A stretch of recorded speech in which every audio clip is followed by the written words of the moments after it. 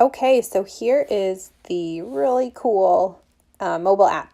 I have an iPhone, and there's an app for both the iPhone and an Android devices, and you can.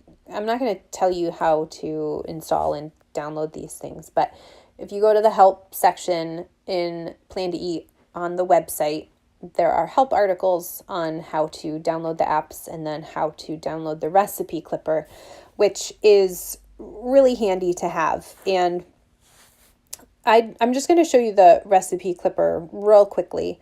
So if I were to pull up this recipe and I found it on my phone, I want to add it, and I'm going to click on the download button, and you'll see I have the Plan to Eat icon right here.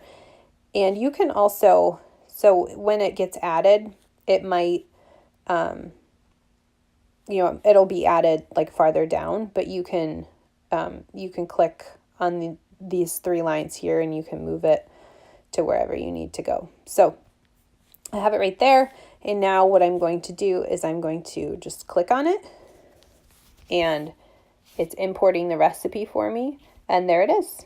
And you can make the changes just like you need to, or if that's too hard on your phone, you can save it. You could, you could do a tag that is just, I don't know if you can manage tags in here, but maybe you create a tag that is new. And so you just put on new and you save it, and that will prompt you to, once you log back into the website, you can update it. So just go ahead and save.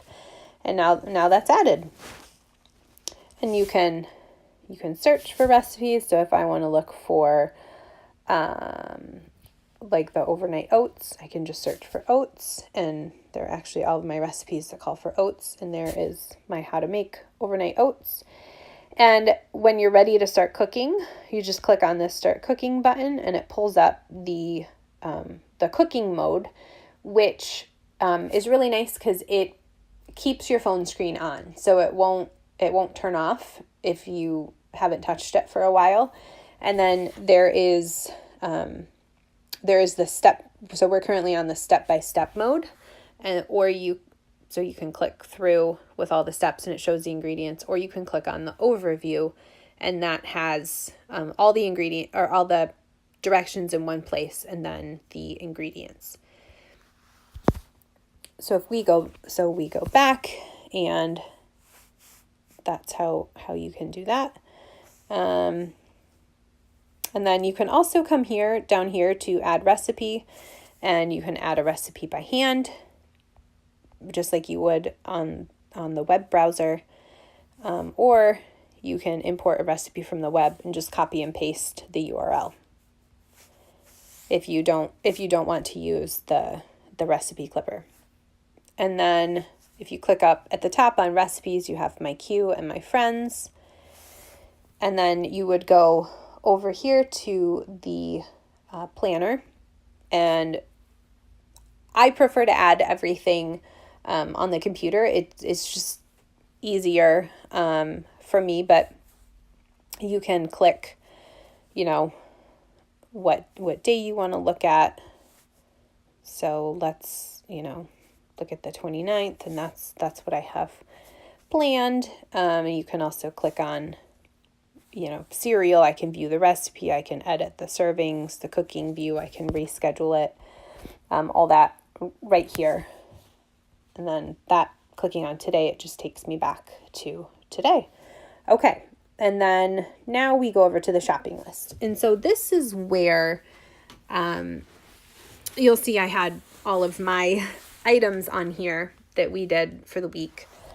And if I want to change, so you can see this was for the 25th through the 31st. So we'll go back to the list, and I have everything on here. Everything is, I haven't crossed anything off yet.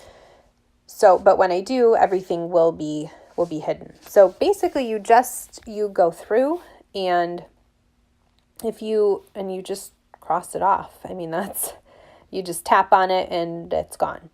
Now, if you accidentally clicked on a couple, you can come down here and click undo and it'll undo it. But let's just say, see this, I've got all that stuff. Now I can come up here and I can, if I want to see that, I can just click hide purchased, and then, there are my items again. I can also come back and I can clear everything that I purchased, and then everything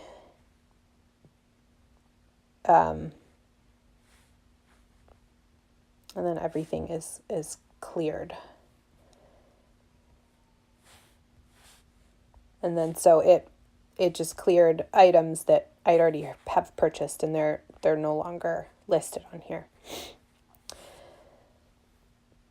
And then if you need to edit anything, like let's just say you're at the store and something gets moved, and let's pick something that could get moved. Let's do like the coffee filters. So that gets moved to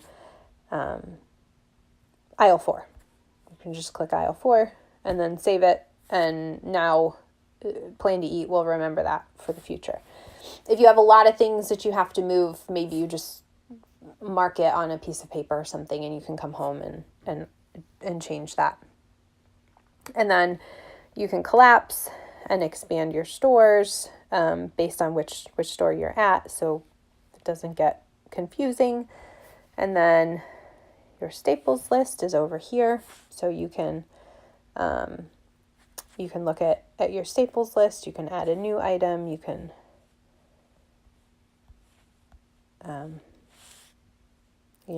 add items to your shopping list. So that's how that works. And then the other thing that my husband and I realized is that you want to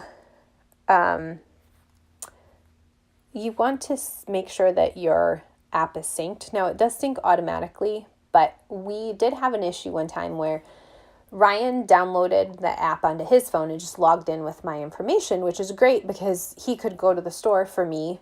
I did all of the planning and I wasn't feeling well, so he went to the store.